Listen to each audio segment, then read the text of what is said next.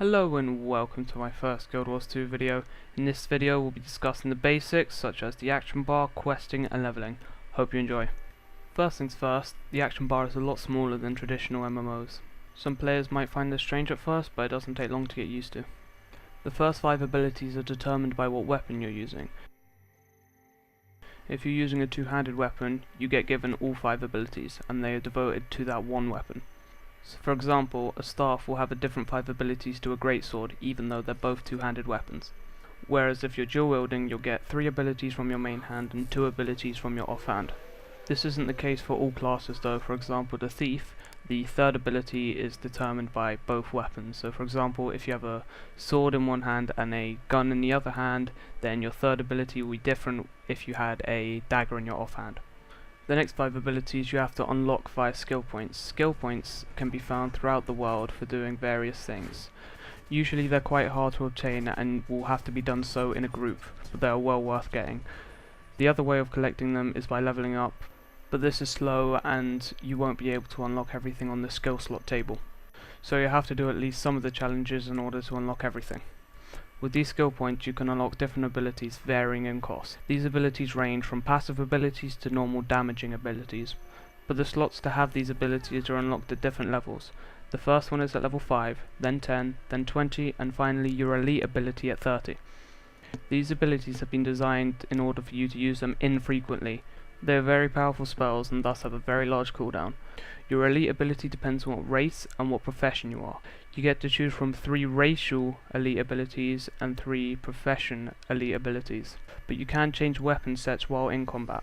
You only get one set and it has a cooldown, but this technically means that you have up to 20 abilities at any one time. Everybody has a heal, which they get given at level 1. This means that the idea of tank healing and DPS has completely been ruled out, giving way to new and interesting dynamic combat. Above the action bar you also have endurance. In Guild Wars 2 you can evade, and every time you do so, you lower your endurance. This gradually regenerates, but you should time when you evade. In the time that you are evading, you are immune from damage. That about covers the action bar. Now on to questing. In Guild Wars 2 there are 3 distinct types of questing: the main quest, side quests, and dynamic events. The main quest takes you along the direct story path. These quests will lead you from mission to mission throughout the world.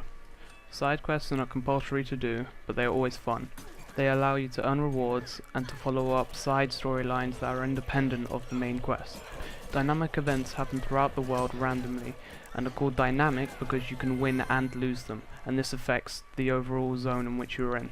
For example, if bandits take over a farm, you will no longer be allowed to teleport there if there is a fast travel point there to begin with. When you complete a side quest, an NPC will turn into a vendor who you can then buy very rare items off of. The only way to buy these is through karma. Karma is earned when you complete a dynamic event or a side quest. The items scale depending on how hard the side quest was. If the side quest was in the level 9 zone, then generally the items sold by the vendor will be level 9. Side quests are never to do one thing. Normally in MMOs you will get asked to kill 10 of these or collect 5 of these, but in Guild Wars 2 there are multiple things you can do to complete the side quest, and everyone can help, even if they're not in a group. The more people around the quest zone, the harder it will be, whether it be by increasing enemy damage or increasing the amount of enemies there are. This doesn't happen with the main quest. The main quest is instanced, so only you can go in it, but you can bring a friend along. If that happens, the same rules apply, and you can help a friend out if he's already done the quest, and if you're a higher level than him. If you're a higher level than your friend, then you'll get scaled down to the level which was required to do that quest. For example, if you needed to be level 5 for the quest and you were level 50, you would get scaled back down to level 5. This goes for all side quests as well. This means that you can't just get to the max level and go back and complete all the quests extremely easily. There is always a challenge. The rewards from each of these are normally the same. From the main quest you normally get gold and a really good piece of armor or an item, plus experience. From side quests and dynamic events you get gold, experience and karma. You can also earn skill points from doing certain quests and side quests. Now onto leveling. You get very little experience from killing just single mobs. This means that you can't just grind mobs to get to the next level. This means that players are more inclined to doing quests, side quests, dynamic events, etc. But even if players were to grind, a dynamic event would probably pop up randomly, as they do, and you would probably get experience from that, but this is not a reliable method for leveling.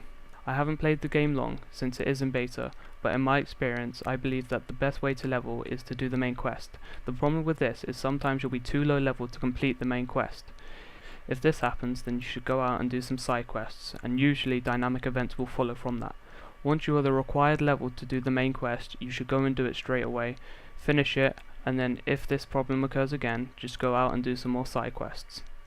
Because the side quests and dynamic events are so different from the main quest, you won't get bored, and it will be a new experience every time, especially with the different races. From what I can see, they don't repeat quests, so it will be different every time you play, and the main quest can slightly change depending on the choices you make at the very start of the game, and you can also make choices within the game that affects the main quest. Overall, I'm really enjoying the game, and I hope this somehow helped you. Thank you for watching, and I'll see you next time.